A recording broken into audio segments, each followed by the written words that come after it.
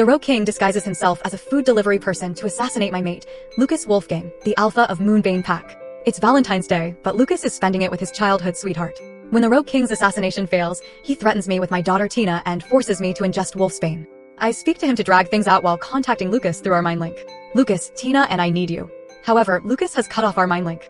He doesn't respond, and I have no choice but to take the wolfsbane. Before the Rogue King leaves, he mocks me for being a failure. I'm the Luna of Moonbane Pack, yet I don't have my husband's heart. Tina calls Lucas. Come home, daddy. Mommy's bleeding everywhere. He merely says coldly, I've told you this many times, Tina. Stop being a liar like your mother. I've never lied to him, and neither has Tina. Ultimately, he kneels before my grave in tears, looking like a poor little puppy. He begs me not to abandon him. Kale Blackclaw, the Rogue King, disguised himself as a delivery man to assassinate my mate, the alpha of the Moonbane Pack, Lucas Wolfgang.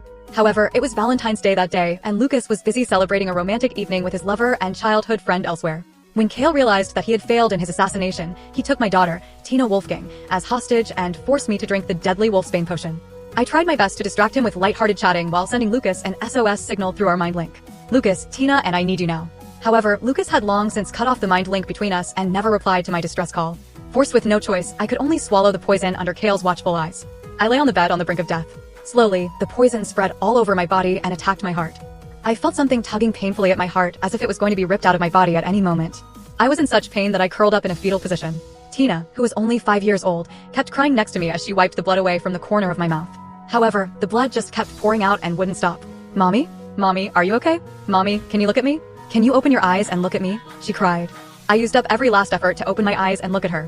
However, I could only see a very blurry image of my poor daughter crying her heart out. Mommy, hold on, okay? I'll go find daddy. She then hurried out of the room barefoot and went to grab my phone. Then, she unlocked it with my thumbprint. At her age, Tina already knew how to read quite well. She found Lucas' number in my contacts and called him. After what felt like a long time, Lucas finally picked up. What is it? Lucas asked, his tone angry and impatient. I told you not to call me on regular days. You're distracting me at work. Tina just cried and asked, Daddy, when are you coming home? Mommy spat a lot of blood. I'm scared. Can you come home and look at Mommy? Lucas' voice turned even angrier and more frustrated. I could hear him very well. Tina, I've told you many times that you're not allowed to lie like your mommy. And you, Ava. How dare you teach your daughter to lie to me? You're a terrible mother. You don't deserve to be one. Lucas' accusations stabbed me right in the heart like a sharp knife. It was right then that the werewolf poison thoroughly infested my heart. I dry heaved and spat out another mouthful of blood. Werewolves like us usually had self-healing powers, and we could recover from pain and illnesses fairly well on our own. However, I was an Omega, which meant that I was a lot weaker than the others in the pack. Also, I had been poisoned. Death was the only option available. I wasn't afraid of death. However, I wanted to take one last look at Lucas before I left this world for good. Tina didn't know what Lucas was talking about. She just continued crying and begging, Daddy, Mommy's spitting a lot of blood. She can't talk anymore. Lucas lost his patience and roared, then don't let her talk. Tell her to see a doctor if she's spitting out blood. Don't call me. At that moment, a young girl's voice sounded next to Lucas. Daddy Lucas, Mommy's asking you a question. Which dress looks nicer on her? Lucas' voice immediately changed, taking on a kind, gentle, and loving tone. All right, I'm coming. Your mommy used to be the prettiest wolf in the pack, so naturally, she looks pretty in anything she wears. Then, Lucas hung up on us. My already broken heart immediately shattered into a million pieces. It was no wonder he had been so angry at us. It was Valentine's Day, and he was busy accompanying his first love, Mia Silvermane. Tina's call had interrupted his sweet moments with her, and that was why he lost his temper. Tina stared at the phone screen that went black and started to cry again. She climbed up next to my body and kept calling out to me. Mommy, don't die, please. Can you please not die? I'll be good. I felt wrecked. I wanted to lift my arm and touch her face again for the last time to comfort her, but my breathing was getting weaker, and I couldn't even find the strength to raise a finger. The feeling of helplessness continued until I finally breathed my last breath. Ever since Mia returned to the pack, Lucas had been getting increasingly frustrated with me. He would always think that I was acting out of jealousy no matter what I did. Now, he could finally relax. I was already dead anyway. Nobody would ever disturb him on his dates with Mia anymore. To my surprise, after I died, I realized that my spirit had somehow left my body. I was now floating in the air right above my dead corpse. If it weren't for the puddle of blood pooling from my mouth, I would have just looked as though I was asleep. I floated in a corner of the bedroom, watching as Tina continued calling out to me to no avail. Mommy, when are you waking up? I'm hungry. Mommy, are you very tired? I'm a good girl. I won't disturb you. Mommy, sleep. Mommy, I'm going to make you some yummy food. Mommy likes tomato sandwiches, right? However, I was dead. My body was lying unmoving in bed, my eyes tightly shut. I felt my heart breaking when I heard the things Tina was saying.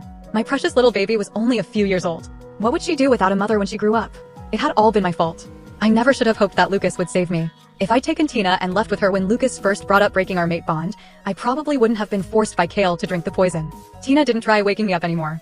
She just held onto my arms and lay down by my side. She carefully made her way into my arms so that it felt as though I was coaxing her to sleep, just like every night. After what felt like a long time, there was a sound at the door. It was Lucas. He'd just come back. His face was a little red. It was obvious that he had been drinking. He smelled like rose perfume, and I knew that it was the perfume that Mia regularly wore. There were also a few lipstick stains on the collar of his shirt. I could feel my heart aching. I had been tortured to death by the Rogue King while he was busy smooching another woman. When Tina heard the sounds, she immediately got up from my arms and ran into the living room. "Daddy, you're home." Lucas frowned when he saw her. "Tina, why aren't you asleep? Where's your mother? What the hell has she been doing? Why can't she even take care of a child like you? What's the point of even keeping her around?" Tina shook her head. She didn't know why Lucas always scolded me and made me take all the blame. Lucas then picked her up and carried her toward the bedroom. I suddenly felt a little anxious. I didn't know how he would react when he saw my dead body. Would he feel sad for me? Or would he finally feel relieved that I wouldn't be bothering him anymore? He only opened the door by a small crack. The moonlight shone through the windows onto the bed where I lay, outlining the silhouette of my figure. "Ava, what the heck are you playing at now? How dare you go to sleep without caring about your child? How do you even call yourself a mother?" Without waiting for an answer from me, he then put Tina down and told her to sleep next to me. I had known all along that she was a useless Luna and a terrible mother. She doesn't deserve to be one. "Go to sleep now, Tina." My spirit floated before his eyes. I screamed as loudly as I could. "Lucas, I'm already dead. Why won't you take care of Tina? She can't sleep with a corpse. She'll get a shock." However, nothing worked. He couldn't hear me at all. Also, I was dead, so there was no way for me to communicate with him through our mind link. Lucas turned angry again when he saw that I didn't move a single muscle. "Ava, did you hear what I just said? I can overlook the fusses you made in the past, but this is our daughter. Can't you care for her better than this?"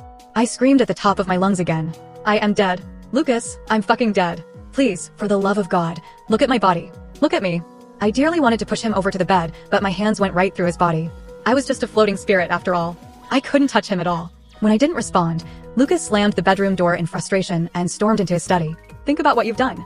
And stop making me worry all the time." Ever since Mia came back, Lucas rarely ever slept in the same room as I did anymore. Also, we had just argued a while ago, and he had refused to step into the master bedroom ever since. He would rather spend the night in his study instead. I floated in the air, looking at the empty room save for a frightened Tina and my cold, lifeless body. It felt like a deadly knife had plunged straight into my heart. It was so painful that I just couldn't breathe. Tina then yawned widely and climbed back into bed. She curled up in my arms again like earlier, looking like a lost and frightened little animal. The next day, Lucas left his study, brushing his teeth while scrolling on his phone. A wide smile played on his lips. I frowned a little. He was most probably texting Mia if he was smiling that happily. After he was done washing up, he sat at the dining table as usual.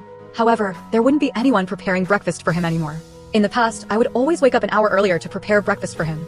Lucas was a very picky eater, and I always poured my heart into making meals for him because I wanted him to enjoy my food. When he didn't see me in the kitchen, he got up, displeased, and went to find me. He then suddenly caught sight of Tina walking out of the bedroom. He hadn't noticed in the dark last night, but now he finally saw Tina's pajamas streaked with what looked like dried blood. His expression briefly froze. "Tina, what's that on your pajamas?" "Daddy?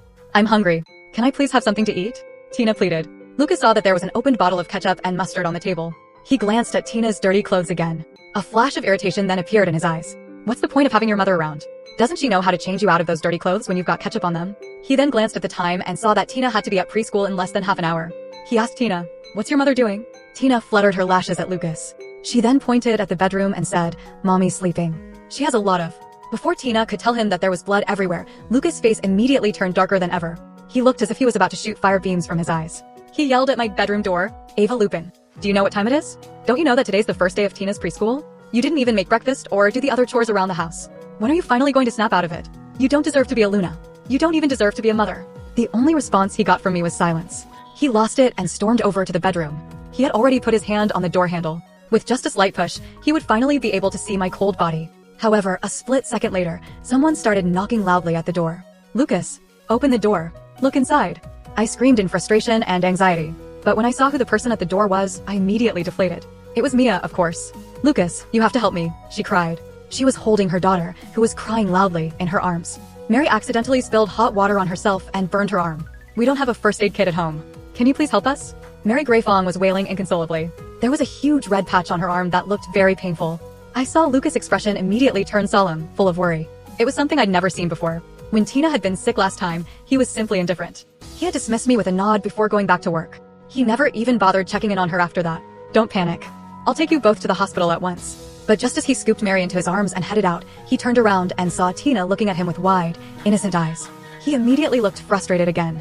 "Ava, did you even hear a single word I said? Clean Tina up and send her to preschool now." Mia has an emergency, so I'll be back later than usual. I tried my best to stop him from leaving by standing in front of him, but I just couldn't. He walked right through me. Lucas, I'd never abandon Tina like this if I weren't dead. Did you think I'd have the heart to leave her like this? You're her father, too. How could you leave her alone at home? She's only 5 years old. What if the Rogue Pack comes back? Who's going to protect her? However, Lucas just walked right out the door without another thought. He didn't even turn to look back at the house. The house was so silent that it was suffocating. Tina returned to the bedroom and put her hand on my pale, white face. Mommy, are you waking up? I'm really hungry. I'm already cold too. But nobody answered her. She then picked up the phone next to me. Alas, it was out of charge. It was just a useless piece of plastic at that point. Mommy, I want to call Aunt Alice. Aunt Alice brought me a lot of yummy food last time. Can I, Mommy? She still didn't get her answer. Tina touched my ice-cold face again. She then went over to her bed and grabbed her blanket before carefully spreading it over my body. You're really cold, Mommy. It's okay. I have a blanket for you. Tina then climbed onto the bed. However, in doing so, she accidentally kicked my arm, and it immediately fell off the bed, banging loudly against the frame. She had a great scare. She turned pale with shock at once. Mommy, does it hurt? It was only then that she realized that something was wrong. She carefully held my hand and asked, Mommy, why are your eyes still closed? Can you please open your eyes and look at Tina? My heart was broken over and over again.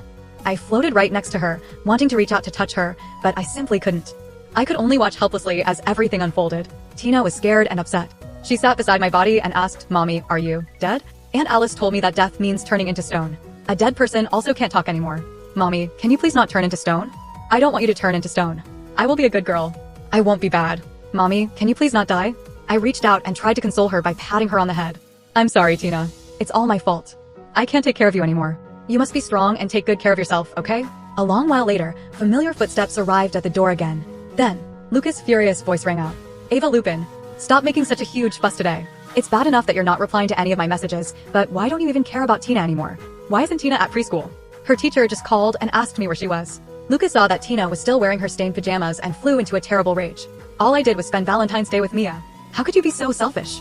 You're my mate. You should be more generous and forgiving instead of being so petty and jealous like this. I saw that Lucas was finally about to enter the bedroom. I got anxious again. Was he finally going to see my body now?